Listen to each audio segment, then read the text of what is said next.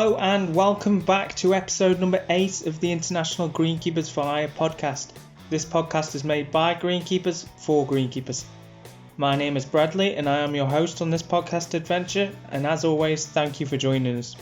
Today we are revisiting a topic that I'm sure we'll be covering a lot, and that is working internationally. After all, that is what this group is all about, right? The aim is to share as many positive moments and experiences as we can to encourage the next generation of greenkeepers to give international greenkeeping a go. For those that haven't listened to previous episodes, you can check out episode number 4 for another international chat, and episode number 3 to hear all about the Ohio State program and how you can get involved in that. Anyway, back to the topic in hand. Please enjoy my conversation with Bradley Ashton. He's a fellow Pommy, currently working over in New Zealand. Hi Bradley. First of all, thanks for being on the podcast, and would you like to tell us a little bit about your background? Yes, thanks for having me on, mate. So I started out as an apprentice groundsman at Manchester City Football Club. It's probably about 5 years ago now. Yeah. And I was first based at Carrington Complex in Manchester. I was one of the last lot of staff to leave Carrington behind before we moved to the new training complex. Yeah. After a little while of being there, I decided that I wanted to go into golf course maintenance, which led me to a local club about 15 minutes from my house. It was called Oldham Golf Club. So it was quite a small club, and it only had 2 staff, including myself, and really small budget. But I quite enjoyed my experience there. Yeah. Just being me and the head greenkeeper, I was able to go on pretty much every machine and learn every aspect of golf course maintenance. My boss was really great with me, and he stuck me on machines straight away, no question about it. And that was a really good experience. But when I was there was an opportunity to work at Prestbury Golf Club in Cheshire. Yeah. And that was a much more high-end golf club. It had 9 staff and sizable budget. And it was like a lot more intense. So greens and tees were hand mown there. Everything was done a lot more regularly, a few times a week. And it just really taught me how much the smaller things make a difference on a golf course. Just those little attention to detail really sets you out, from the rest. It was kind of my first step towards tournament preparation as well, working there. Whenever we had any of the club events, like invitation days, captain's day, things like that, maintenance would be stepped up big time. Greens would be double hand mowed and rolled every day leading up to the competitions. Just so they were running fast and firm, and it really gave it that, big club feel. During the time that I worked at Prestbury, the club actually made it into the top 100 courses in the country. And that was for the first time in the club's history, and they made it in at 74th, which is quite a big achievement, and it was really good to hear that all of our hard work had been recognised. Wow, that's brilliant. You've achieved quite a lot already. But how did you get into greenkeeping? Where did it all start? Well, to be honest, it's not the traditional story of how most greenkeepers got into the game because they've been golfers all their life. I never actually had an interest in golf. I'd never set foot on a golf course before. It was whilst I was at Manchester City that I just fancied a new challenge. And since I'd been working in the turf industry, I'd started following turf accounts on Twitter, Instagram, that sort of thing. I've just seen how some golf courses looked, and the variety of work to do really attracted me to it. And now I've got a quite a keen interest in golf, and I even took up playing the sport a few years ago, but I'm still not great at it. Well, that's it's interesting to see that you've come from seeing it on social media to now having a good crack at playing golf. It's nice to see that. So you said you were a groundsman at Manchester City. It's a pretty big job. How was your time there? It was absolutely fantastic. I was 16 years old. I'd just left school, My first full-time job, everything about it was great. Compared to most apprenticeships, the pay was fantastic. I just enjoyed every minute of my time there, and I learned so much that I took with me for the rest of my career, even to today. I went back to England last year for a holiday to see my family and friends. When I was there, I went back to the old training ground and met up with, my old colleagues and had a walk around the facility and look at what they've been doing. It's just amazing place. Yeah. So, I worked there for the pre-season and the whole of the 2014-15 season. Yeah. And I worked the pre-season and the start of the 2015-16 season before I left. The only downside to that was that the time I worked there, the club didn't win any trophies, which is pretty typical, really. Yeah. But in terms of the interaction with players and coaching staff was really good.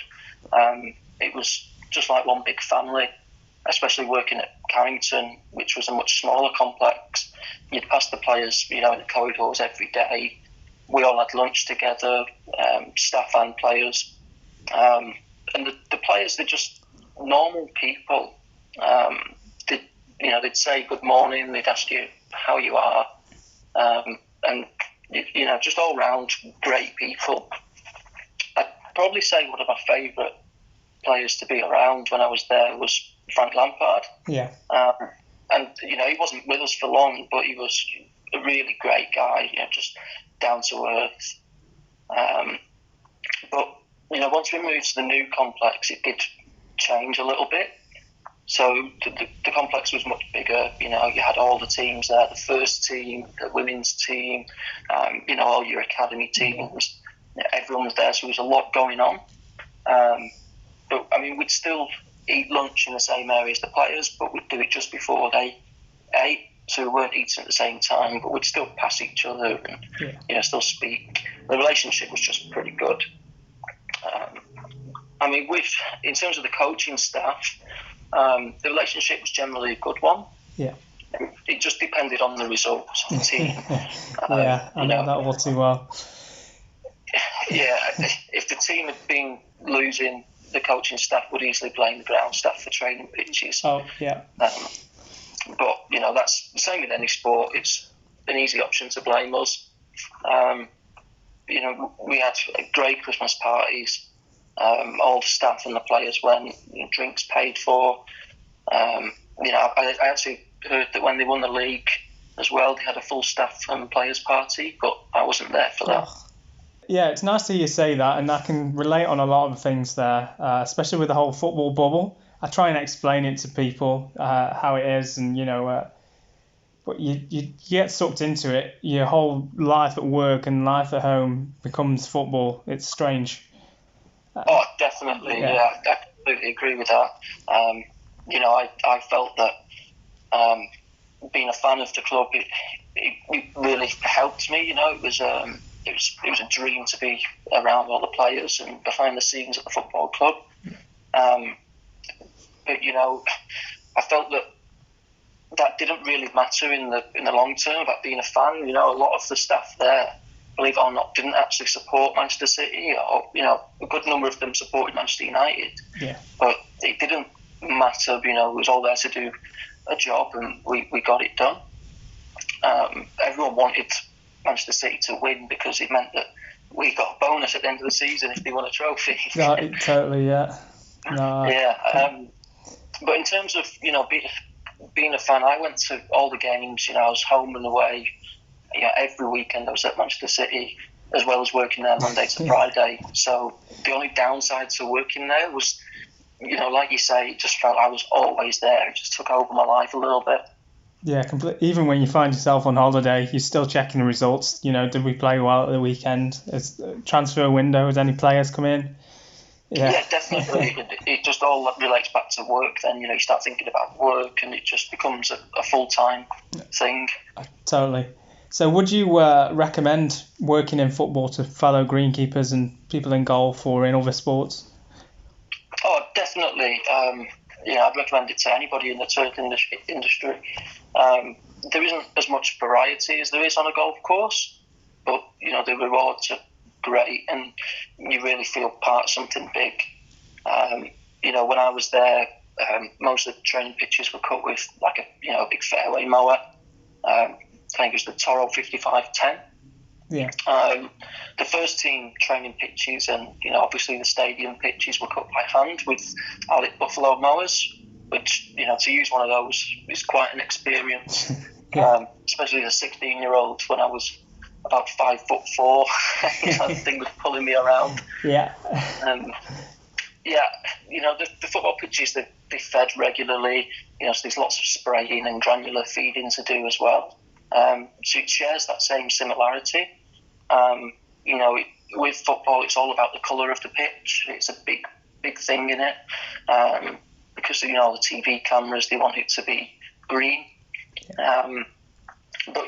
Overall, if you're working in turf maintenance, I'd recommend football to anybody. I think it's important to get about in the industry and see how many different sports, how they maintain their surfaces differently. Yeah, that's great. While you were there, what was your best experience? Oh, there were so many. I'd probably say my best experience was when I first started working there. I think it was the Euros Championship was on at the time. It was pre-season, so there weren't a great deal of first-team players around. I was at Carrington. Yeah. And once the Euros had finished, they all started coming back, and that was when you kind of realised what was happening and what job that I had. I was starting to see these first-team players walking around and interacting with them, and it was kind of just taking me back a little bit, and I was like, oh, yeah, this is what I want to do. Yeah, it sure is an experience, and I always say, when you're on the pitch just before the game or divoting at half time, I don't know if you work match days, but when you look around and the stadium's full and unbelievable. Yeah, I didn't work any match days. The opportunity was always there, but because I was a fan that attended the games in the stands, I chose not to work them. Yeah. But I did work an open training session. I worked 2 open training sessions, one at the Etihad Stadium and one at the new Academy Stadium that was built. There's anything from 7,000 people at the Academy Stadium to probably about 15,000 at the Etihad for those training sessions, and it was quite surreal to be on the pitch and see all those people in the stands. Yeah, it's unbelievable. It's great. So with that, I know you being a fan, this probably hurts even more, but what was your worst experience? Oh, I don't really have any bad experiences from that place. I thoroughly enjoyed every minute of it. I do think that it's a tough one. Probably the hardest thing was if the team hadn't been performing well, and then you'd get a bit of grief from the coaching staff and the manager, things like that. Not to me personally, but more to the head groundsman. Yeah. That should be relayed back to the team. We'd know what was going on. And as a fan, that kind of hurt a little bit. We're doing everything we can, and you'd still get kind of blamed for something not being right. Yeah, I think we've all been there. The pitch is too hard. It's too wet. It's too dry. Yeah. Yeah, especially moving into that new complex, there was a lot of teething problems. It was always, this pitch is too soft and now it's too hard, and the players are very superstitious as well. So they like to train on certain pitches, before the day. They have their own little rituals, and if a pitch wasn't ready for them, that didn't matter. They wanted to play on that pitch. Yeah. Yeah, I've been there too. So, what inspired you to leave and go and work overseas? Obviously, you sounded like you're having a great time in the UK. What brought you out here? It's something I've always wanted to do. As a youngster, my family was always looking to move to America to live there, and it never worked out, and it fell through in the end. But from then onwards, I always wanted to live abroad. Once I was in the turf industry, I seen that it opened up a whole range of doors all around the world for me. One of the first doors for me was I went to France to a little place called Evian-les-Bains, and I worked the Evian LPGA Championship there. I spent 2 weeks just preparing for the tournament. I just fell in love with the lifestyle of being abroad. There was nice weather. Just that general being abroad with other people from England. It was just a good experience, and I knew that was for me. So once I got back to the UK after that tournament, I think it was about 4 weeks until I was on a plane to New Zealand. No way. So how did your first job in New Zealand come about, and where were you? So I'd been contemplating moving for a couple of years before I did it. I'd looked at America, I'd looked at Australia, all kinds of places. And then I seen that a friend of mine on Facebook had been working on a court in New Zealand. So I messaged her and she put me in touch with Gulf Harbour Country Club, which is just in Auckland in New Zealand. So I had a Skype interview with the superintendent and the golf course manager, club manager. And then the next thing you know, I was on a plane going to New Zealand. And it was only going to be for a summer. I was only coming here for, 6 months until I found a job at Tahiti and Mangawai, which was just, second to none. It was an amazing place. So I think it was around about this time last year that I went to work there. Wow, it's incredible. Things move real quick. Yeah. On Tahiti, that place was amazing. It'd been ranked the second best golf club in the world outside of America. It's a fully fine fescue golf course right on the coastline of Mangawai. It's a private golf club and works on invitation-only basis. Yeah. So, with that, the amount of golfers playing there was really minimal. So it was good for getting work done around the course. You was never really stopping too much for golf. It's a place that will just stick with me forever. I think you have to go and see it to believe that it actually exists. Yeah, there's been a lot of places like that for me in Australia, just to see it, and wow, this is incredible. But once you arrived there, or before you arrived, should I say, what visa did you get to work at the golf club? So first of all, I just came on a 12-month working holiday visa. Okay, and how did that get you to where you are now? Which visa are you on now? So I'm on the talent visa, which is an accredited employer visa. The reason for that is when I came here on the working holiday visa, that was only for 12 months. Yeah. I think it's about £120, but it was a straightforward application. But after the 12 months, that was set to expire. Yeah. So that was whilst I was at Tahiti. We looked into all different options of renewing a visa to help me stay there, but it just became a sticking point. So I had to look other places for jobs. I looked at Australia, and then I came across a job at Humphreys Landscaping, and because they're an accredited employer, it meant they'd be able to get me a visa to stay in the country and work there. So is this your current position? Yeah, it's at Humphreys Landscaping in Auckland. Yeah. The company are basically, we do anything from hard landscaping, soft landscaping, garden maintenance, things like that. But I'm in the turf section of it. So my position is a turf specialist at Humphreys. And we look after the turf at some of the biggest properties in New Zealand. So it's a great role to be in, and one of massive variety. I can do anything from 8 to 15 jobs a day, all at different sites. Each one with different locations in Auckland, different grasses, different soil types. So every single job I go to is different. Yeah. And it's really rewarding to see everything that I've learned from qualifications, experience being put into practice, and to see the results from the work that I do. But on our side of things, we also do renovation work in spring and autumn time. Your general scarification, your coring, oversowing, installing new lawns, things like that. Yeah, a good variety. So was there any additional visa process that you went through to get to your current job? Yeah, so as I said, because Humphreys were an accredited employer, that meant that they could get me a visa. And that's because the employer has to undergo a process in which it can become an accredited employer and hire people from overseas to work from them. Yeah. So they have to go through the government and do, whatever it is they have to do to get that status. And once they've got that, it means that they can hire someone from another country like myself and put them on a 2.5-year visa.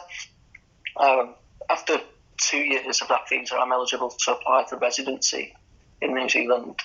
But I mean, the process for the talent visa is a little bit harder.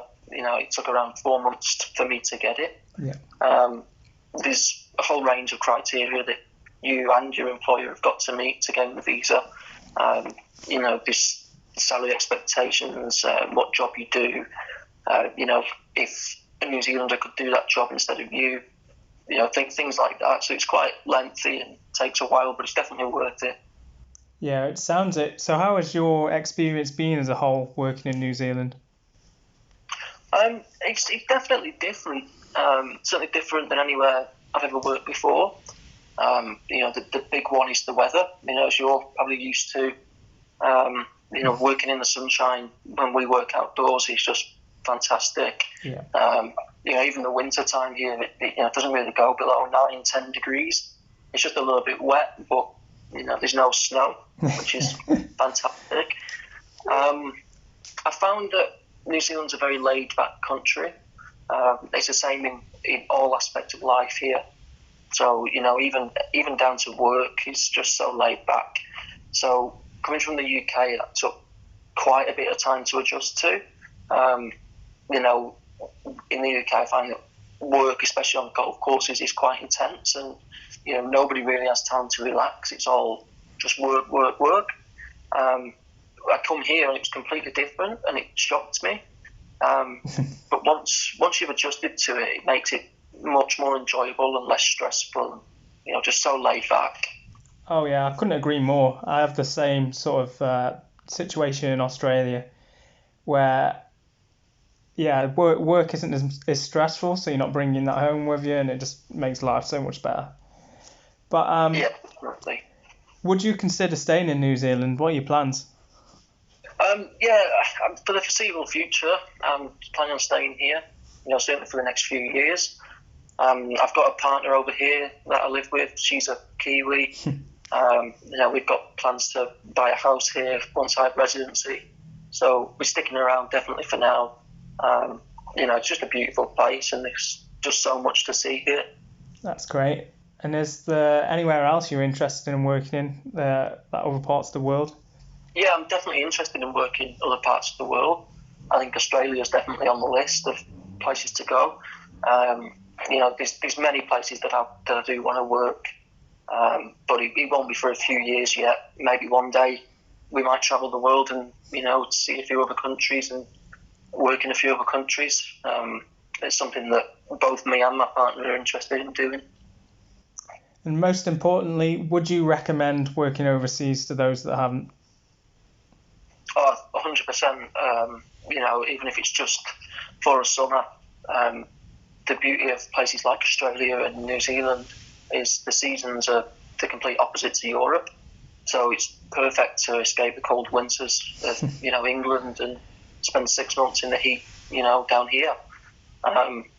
Also, you meet so many people that, just stay with you for a long time, and the experiences are just like nothing else. A lot of people that you meet when you're working overseas are also working overseas. So you're both in the same boat. You don't have any family or any friends over here, so you just become each other's family, and it's a really good thing to do for anybody. Yeah, I totally agree. And finally, what would you say to people that want to work overseas but can't get visas for countries they want to work in? I think that patience is the key of moving abroad. With myself, it all happened very quickly in the end, and within a matter of weeks, I'd gone from a job in the UK to the other side of the world. But I think that if you're struggling to find visas in the country you want to work in, just spend time finding as much information as you can about their visa process. It doesn't have to be done overnight. There's plenty of online forums for people looking to move abroad, and they all answer questions regarding visas. And if it proves impossible to gain a visa for that particular country, don't just give up the dream of going overseas. Maybe look elsewhere. Like I said, my dream was always to move to America, but the visa process was practically impossible.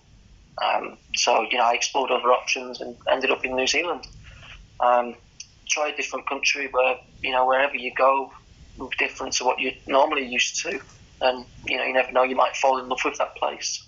Yeah, it's interesting you said that there. I was in a very similar situation, wanted to go to America, went through all the visa processes, found it basically impossible, and then found the working holidays out here and took that a go. Yeah, definitely. I think another one for people to do is definitely tournaments as well. I can't stress enough how much everybody should just apply to work tournaments and just give them a go. There's plenty of overseas tournaments. It gives you a really good taste of what it's like to work overseas. Even if it's just for 2 weeks, you might go out there for 2 weeks and think, no, I don't like this, I'm going to go back home. Or you might, fall in love with it and think, yeah, this is what I'm going to do. Yeah. So I think that's a big one, is do tournaments and get your experience that way.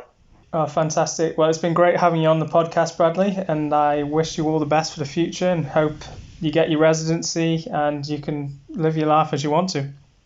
Yeah, thank you very much, mate, and the same to you. Again, massive thank you to Bradley for giving his time to being on the podcast. And as always, if you'd like to be on the podcast or have any ideas for future episodes, be sure to get in touch via social media, email, or our website. Now, with the website, it's actually growing a bit, actually. We do now have a new store, which we're looking to open shortly. So keep your eyes open for that. All the links will be available below, as usual. Please like, follow, subscribe, and let us know what you think. This podcast is for you, greenkeepers, and we want to make sure that you're happy with it. Until next time, all the best.